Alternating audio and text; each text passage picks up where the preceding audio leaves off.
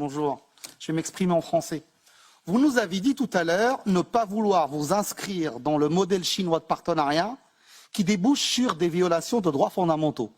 Monsieur le commissaire, je participe à ce principe. Mais dans les faits, la Commission a passé un accord avec le Rwanda pour nous fournir des matériaux dont le Rwanda ne dispose pas.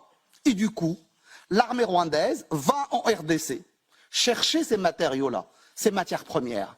Le prix de ça, monsieur le commissaire, c'est des violations du droit humain. Le prix de ça, c'est des crimes de guerre commis par l'armée rwandaise. Le prix de ça, c'est des enfants soldats qui sont utilisés. Monsieur le commissaire, est-ce qu'on va enfin relier les valeurs aux pratiques? Est-ce que vous allez arrêter cet accord avec le Rwanda? Est-ce que vous allez chercher un autre type d'accord avec le Rwanda? Est-ce que enfin vous allez reconnaître que le prix de notre autonomie stratégique, ça ne peut pas être la violation des droits de l'homme, ça ne peut pas être la complicité dans les crimes de guerre? Honourable member, thank you for your question. However, the pieces of information I have available are basically saying something different. Rwanda is one of our most prominent partners in Africa. We are developing here a lot of successful projects. If there is a case of the violation of human rights or other things, I will have a look on it and I will respond back to you.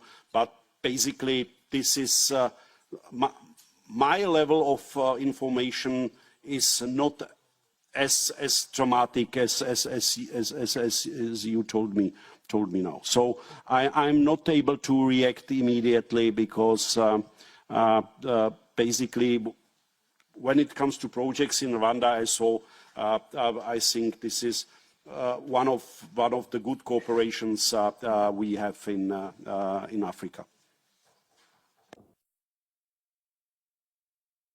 Monsieur Mariani. Là, vous avez dit que selon vos informations, l'accord avec le Rwanda était un accord exemplaire. Je pense qu'on n'a pas les mêmes lectures.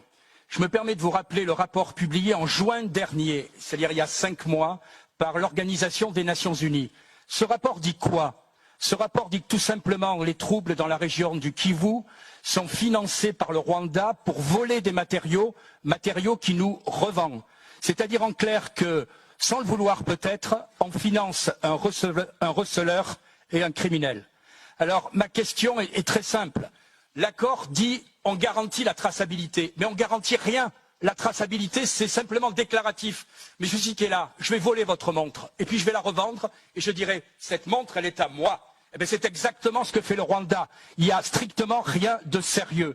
Et donc je vous demande simplement si vous êtes prêts à modifier cet accord pour garantir enfin une traçabilité pour faire peut-être que ces troubles en Afrique qui ont déjà fait des milliers de morts s'arrêtent. Je vous remercie. As I already promised, I will... Bon, je vous l'ai déjà promis, je vais étudier la question, me familiariser. Vous évoquez ici des crimes, des délits.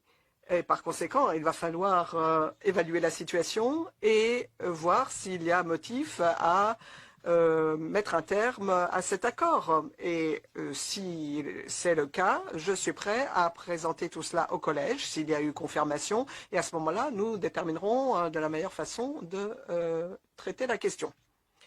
Merci Madame la Commissaire. Depuis des mois, j'attire votre attention sur l'accord qui a été signé, que vous avez signé vous-même, entre le Rwanda et Kagame en février dernier sur les matières premières critiques. La Commission d'ailleurs n'a jamais publié ce texte et peut-être qu'un jour par transparence on pourrait avoir ce texte. Vous avez annoncé ce texte comme une garantie de durabilité, de respect des droits humains. La réalité démontre en réalité qu'on s'est engagé aux côtés d'un voyou.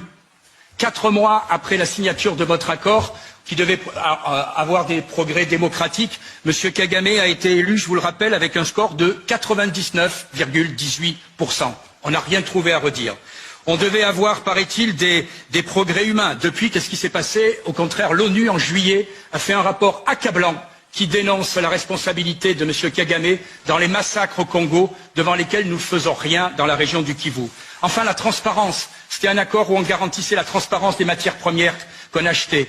Une étude internationale, relayée notamment par le journal français Le Monde, l'un des plus sérieux, a noté que tout cela était totalement faux. et que les éléments étaient absolument manipulés. Donc ma question est simple.